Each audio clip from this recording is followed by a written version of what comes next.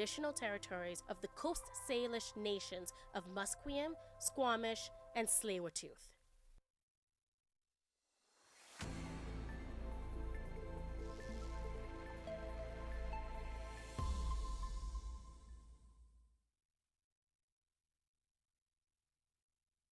Good morning, I'm Orchid Solang, and this is your news to 11:30. The provincial government says people should be prepared for possible power outages and localized flooding due to storms expected to hit coastal areas. The Ministry of Emergency Management says forecasts show possible significant wind and rainfall for the north and central coast. BC's River Forecast Center has also issued flood watches for the north and central coast, while minor streamflow advisories in effect for the lower mainland. Police in Abbotsford say they have responded to dozens of calls about illegal fireworks overnight on Tuesday, including some that disrupted flights at the city's airport. They say a bylaw prohibits such pyrotechnics, but officers responded to about 50 reports between 5 p.m. and 5 p.m. Tuesday and 5 p.m. yesterday. Police say the calls added pressure during a busy night, with nearly 130 incidents including assaults, mental health crises, missing persons, impaired drivers, and a sudden death. They add that some of the illegal fireworks disrupted flight operations at the Abbotsford Airport, a matter of significant concern for public safety. A BC Conservative leader, John Rustad, says that a recent leadership review showed party members mandating him to carry on. He says he will not quit his role despite a letter from party officials calling for his resignation. The letter was signed by 7 members of the party's management committee and says that Rustad's leadership caused chaos and undermined the party's credibility. The party's constitution does not include a way for the committee to remove Rustad, stating that a leader can only be removed from office by resignation, death, incapacitation, or a leadership review with less than half support. The party's last review garnered Rustad a 70.6% support among members who voted, but some party members expressed concern over its integrity. Now in international news, dozens of NBA players and coaches have been charged in connection to a widespread sports betting scheme. Portland Trail Blazers coach Chauncey Billups, Miami Heat guard Terry Rozier, and former Cleveland Cavaliers player and assistant coach Damon Jones have been arrested. This follows investigations into illegal sports betting and rigged poker games, operations that authorities announced was supported by the mafia. FBI Director Kash Patel says in a press conference this morning that the scale of the crime is mind-boggling. And the fraud is mind-boggling. It's not hundreds of dollars. It's not thousands of dollars. It's not tens of thousands of dollars. It's not even millions of dollars. We're talking about tens of millions of dollars in fraud and theft and robbery across a multi-year investigation. The White House East Wing is now completely demolished as U.S. President Donald Trump moves forward with a ballroom construction. The previous 2-story structure included multiple drawing rooms and offices, including a walkway to the White House.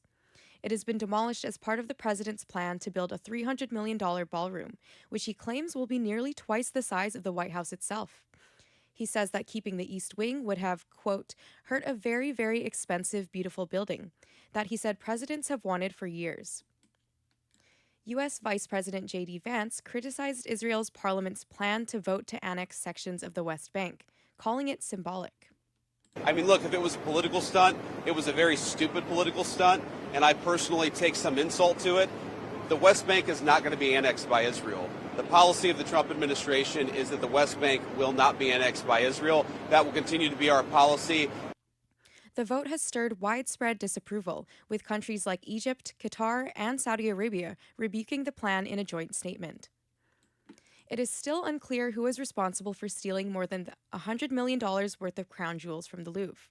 But French authorities say that they have been able to track down DNA evidence from items found outside the building that were left behind by the thieves.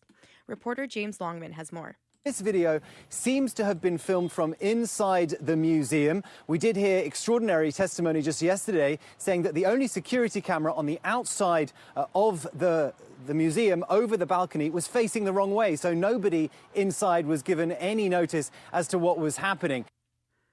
Authorities say the thieves spent less than 4 minutes inside the Louvre on Sunday morning. That was your news to 11:30. I'm Orchid Solang, and thanks for tuning in.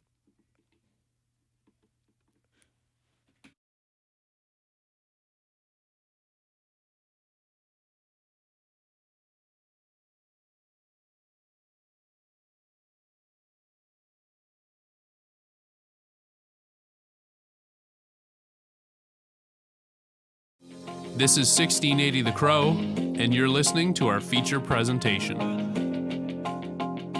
Single biggest democratic institution in our society are unions, in terms of being able to come together and convene meetings where we're able to debate, discuss, and vote on, and then implement decisions that we've made.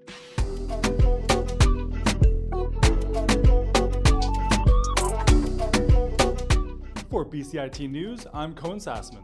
And I'm Gabe Liesi. You're listening to the Picking a Scab podcast, where Cohen and I will peel back the layers of unions. It's loud and historic. Outside many government offices across BC, thousands of workers are on strike. They're members of the BCGEU, one of the province's largest unions. Behind every picket line is a bigger story. What do unions really mean for workers today? Some say unions are the backbone of workers' rights, Cohen. Others say they're outdated and even restrictive. Today, we're going to be exploring what unions mean in 2025 through two stories. One worker, a truck driver named Gordon Davidson, and a Capilano University student, Nico Williamson, who decided enough was enough. So we recently back in March, we got certified by the Labor Relations Board to join the Move Up Union. And this month we got a transition agreement finalized, and we will be getting our wage increase at the end of the month, hopefully. Overall, it's been like a 3-year process. It was the result of years of quiet organizing and a realization that student workers were being left out. And it just became very clear that we were not considered within it, and we either fall through the cracks or fill the cracks. For many, this wasn't just about fairness, it was also about survival. There were several student employees that were thinking about quitting their jobs because they couldn't afford to survive on the wage and hours that they were getting at CapU. So this means that they can continue working the jobs they like without needing to starve or miss rent. Many would have backed down in the face of adversity, Cohen, and the university did indeed try to complicate the process, but Nico and her team refused to back down. Basically, they added 40 employees to the list that they never intended on allowing to unionize in order to make the list bigger, hoping that we fail, but we didn't. We grinded, we got those extra cards signed, resubmitted before the deadline. And while Nico was building a union from scratch, Gordon Davidson was coming back to one after seeing both sides of the trucking industry.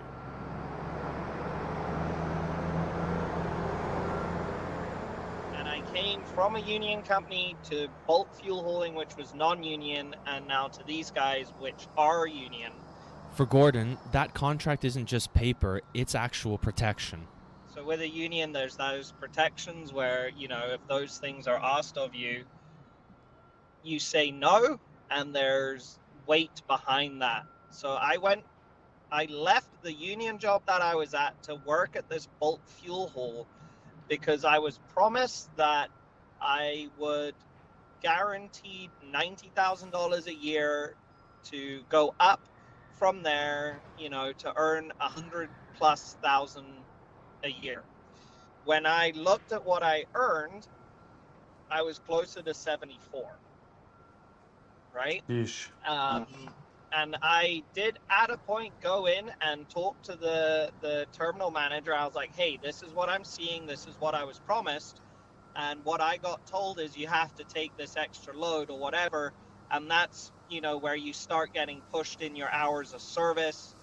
In fact, Cohen, he's not looking at the world through rose-colored glasses. He realizes that unions aren't perfect, but says he'd still rather have one than not. They negotiate 2, 3, 5-year contracts, and it's fixed.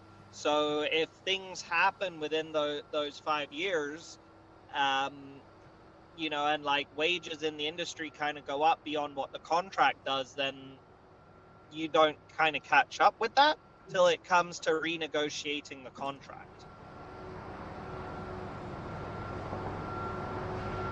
To understand the bigger picture, we reached out to Paul Finch, president of the BCGEU, the union leading the strike we heard at the top of this episode. The number one purpose why we exist is to create a democratic organization to represent the interests of working people. And the number two reason we exist, of course, is to secure the best possible wages and benefits for our members. Finch made it clear and said that unions are still crucial in a day and age where inflation has outpaced wages. Unions are critical at a base level to ensure that people are paid fairly for the work they do. Yep. But more importantly than that, on top of that, we need to be able to make collective decisions in our society on a democratic basis, and that's not a simple thing. For Nico, a union meant a living wage and a voice. For Gordon, it meant protection from unsafe demands. And for Paul Finch, it's about democracy itself.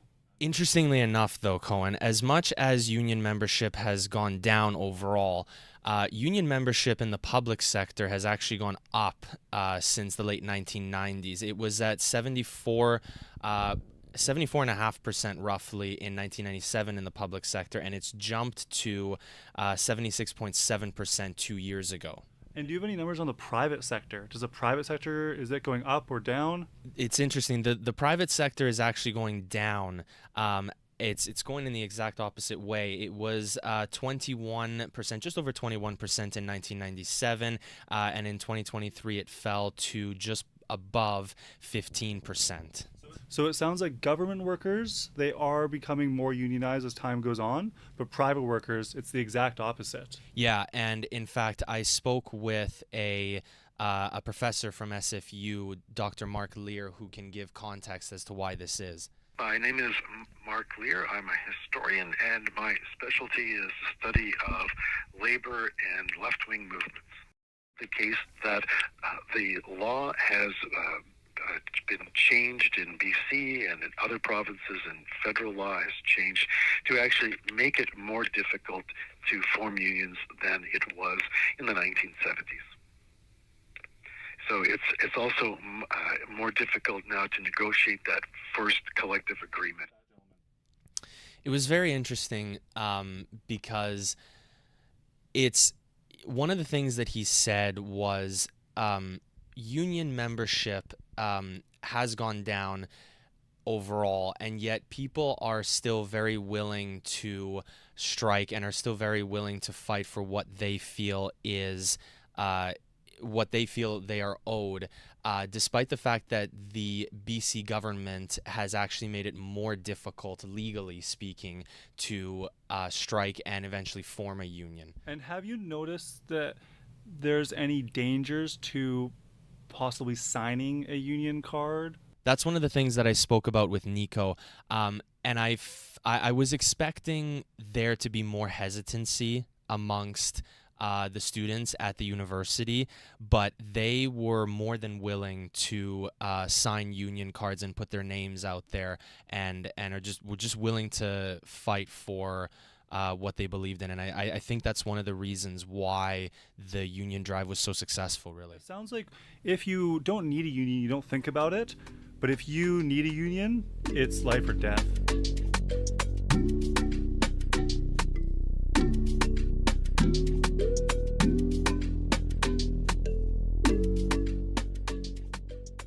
This episode was produced by Cohen Sassaman and Gabe Liesi from BCIT Radio. Special thanks to Nico Williamson, Gordon Davidson, Paul Finch, and Mark Lear. For BCIT News, I'm Cohen Sassaman. And I'm Gabe Liesi. Thank you for listening.